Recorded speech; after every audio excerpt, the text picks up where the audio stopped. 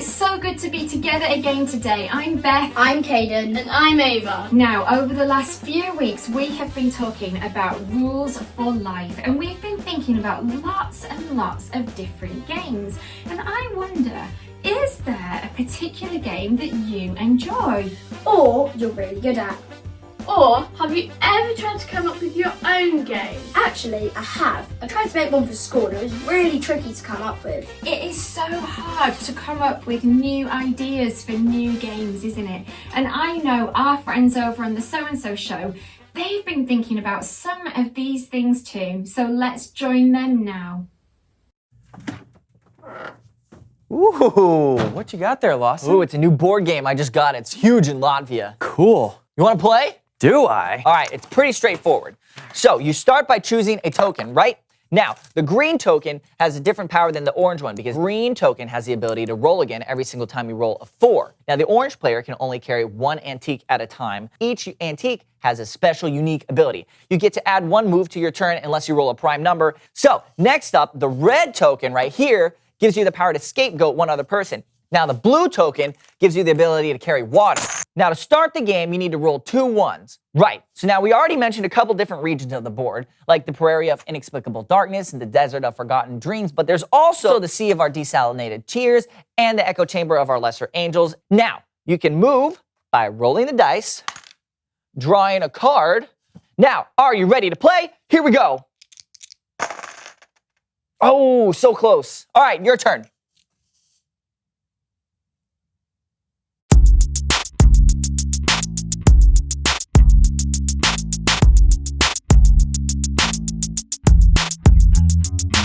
Hello, everyone. I'm Steven. And I'm Lawson, and welcome to the So-and-So show. Steven, you know what? I was thinking we should play a game. Let's do it. But I'm all out of games. Oh. So please welcome someone who knows stuff. Woohoo!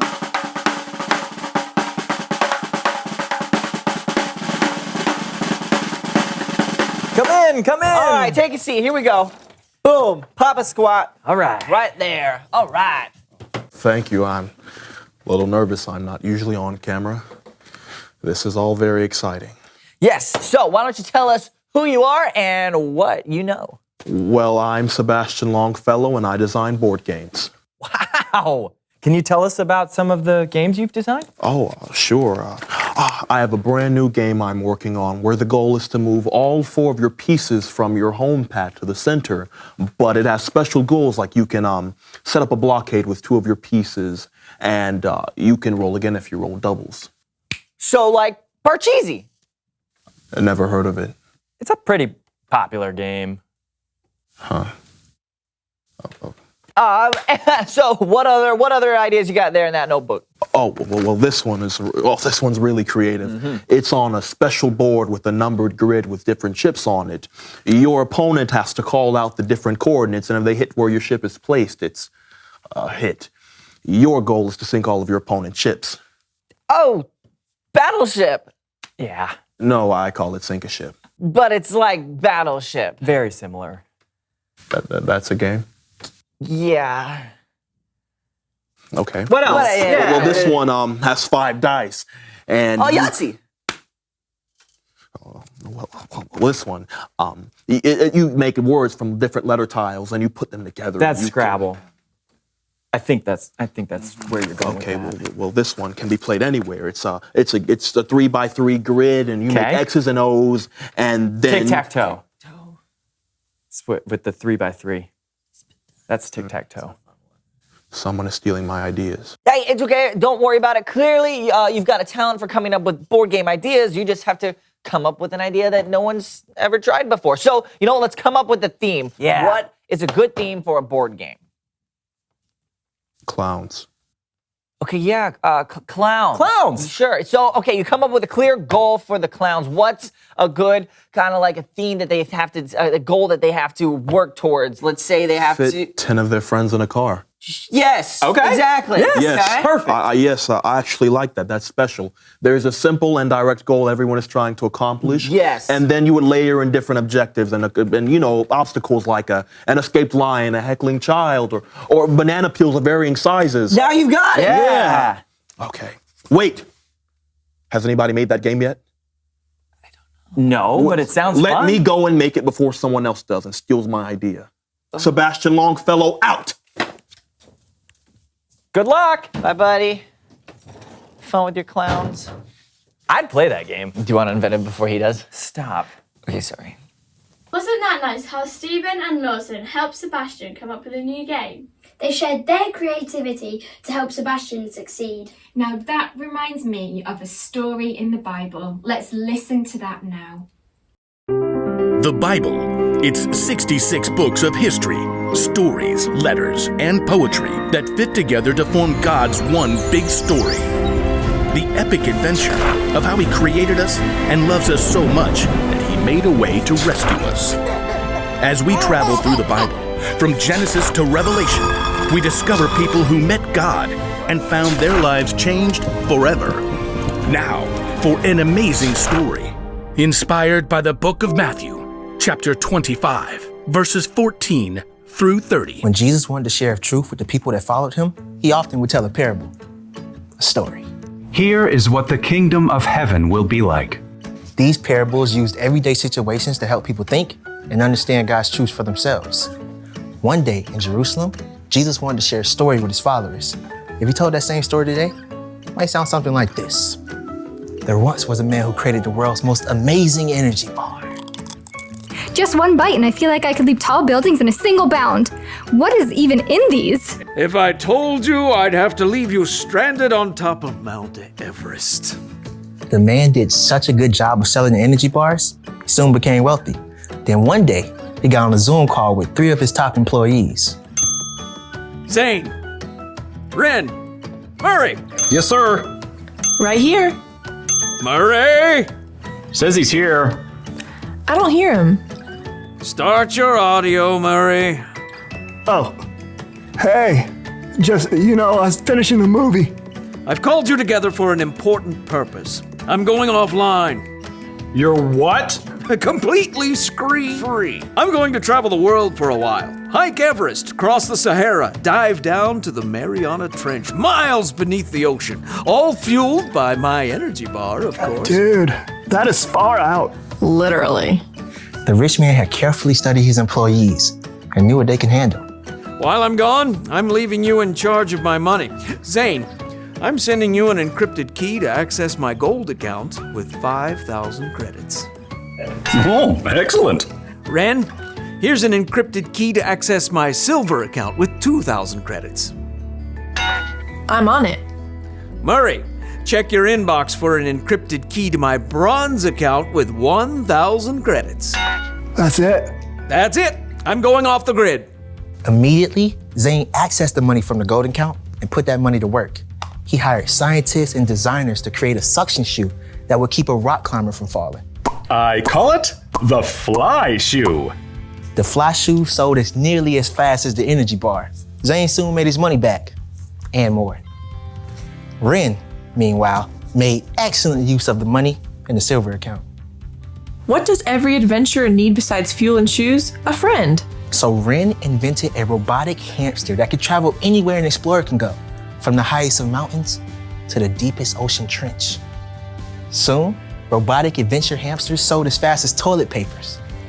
So that left only Murray, who sat looking at the bronze account on his computer screen. Only 1,000? It's like he expects me to mess it up. Well, I'll show him. Ha! So Murray took the money out in coins and stashed them in a giant bag. Then late one night, dug a hole in his backyard, stashed the bag inside, and covered it right back up. Great. Now all I have to do is go back inside and watch Netflix. After a very long time, the rich man returned from the wilds. Ah, electricity, internet. I have returned to the grid. Please accept my meeting invite. Zane and Ren hopped on the call immediately. Murray took a little longer. Start your audio, Murray. Oh yeah, there it is. I'm excited to see how you've handled my money. Zane? Through sales of the fly shoe, I've added 5,000 more credits to your gold account. Well done, good and faithful employee. You've been faithful with a few things. I will put you in charge of many things. Come and share my happiness. Now, Ren. My adorable traveling robotic hamsters have earned 2,000 more credits for your silver account. Well done, good and faithful employee. You have been faithful with a few things. I will put you in charge of many things. Come and share my happiness. So, Murray. Yeah, hold on. Murray reached down and held up a muddy sack. He spilled the coins across the desk. How much is that? 1,000 credits. That's what I gave you. Yeah, well, I knew you're a tough businessman. You make money even where you haven't worked for it. I didn't want you getting mad, so I just buried the money. See? It's all safe. Murray offered a weak smile, but instead of smiling back, the rich man went red in the face. You lazy man. If you knew I can make money even when I haven't worked for it, you should have at least kept my money in the bank where it would have earned a little bit. Sure. The rich man turned to his personal assistant and ordered, Take Murray's credits and give them to Zane, who already has 10,000 credits. Oh, and take Murray off my payroll immediately. The message of Jesus' story was clear. If you are responsible for what you were given, you'll be given more. If you wasted it, you end up with nothing. Wow, we can make the most of what we've been given by helping others to succeed. Jenny has a craft to help us think about how we can use the most of what we have to love God and to help other people succeed. Jenny, it's over to you. Hello, Superstars. Do you remember the sharing barn we did last week? We learnt about sharing the things we have and not hoarding them up in barns, but sharing things like our toys. Today, we're not just thinking about sharing what we have, but we're thinking about who we are. What are our talents? What are we good at, and how can we share this with others? Now, for your craft at home today, we are going to make a talent jar. You will need an empty jam jar, some yellow paper, some scissors, a pen, and some stickers or whatever you'd like to decorate your jar with. Now take your piece of yellow paper or card and draw some circles and cut them out. Now this circle is a bit like a coin or a talent. Now what we need to do is on one side of the coin, you need to write something that you're good at. If you don't know what you're good at, or if you've got no ideas, then you can ask somebody else to write something down for you. For example, you might want to write something like art or baking, and you don't have to write it, you could also draw a picture. So if it was baking, you might want to draw a picture of a cupcake. On the other side of your coin, you need to have a think about how you can use your talent to help someone else. I'd written baking, so on the other side of my coin, I can write make a meal for my family or bake some yummy treats for a friend. Now take your empty jam jar and you can put your coin in your jar. Let's decorate the jar. I've chosen to label mine talent jar. You might also want to cover it in some stickers. I'm going to put some horses on mine because I like horses. You can decorate your jar however you like. Once you've finished decorating your talent jar and filling it with your talents, now you need to remember not to store them up in the jar, but we need to remember to spend them. You can also talent spot for other people. So if you think of something that somebody's good at, tell them. Then they might be able to think about how they can use that talent to help someone else. Let's use our talents well. Bye! See you next week! Ava, I can think of a talent that you have that you use to love God and help others to love God too. What? your willingness to dance and sing and worship God. And I think that would be an awesome way for us to end our session. So we are going to close with singing and dancing and worship, and we will see you next week. But remember, you guys, you were Born to shine. Let's worship Him now. Bye. You never turn away, you never leave my side. And every time I call your name out just to find that you're already right here with me, never been alone. I can trust you with my heart, 'cause this I know. You are always faithful, you love me from the start. No matter what I'm facing, I will trust you with my heart. You are more than able to lead me through the dark. Your love is never failing, I will trust you with my heart. Whoa, I will trust you with my heart. There are days when I feel I need a friend, and then I hear your voice reminding me again that you're already right here with me, never been alone. I can trust you with my heart, 'cause this I know. You are always faithful, you love me from the start. No matter what I'm facing, I will trust you with my heart. You are more than able to lead me through the dark. Your love is never failing, I will trust you with my heart.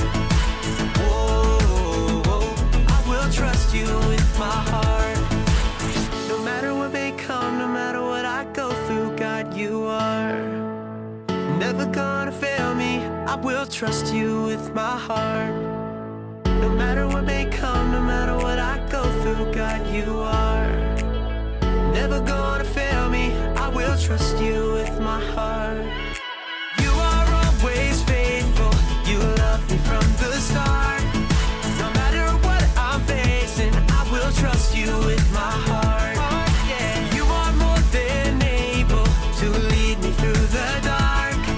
Your love is never failing, I will trust you with my heart.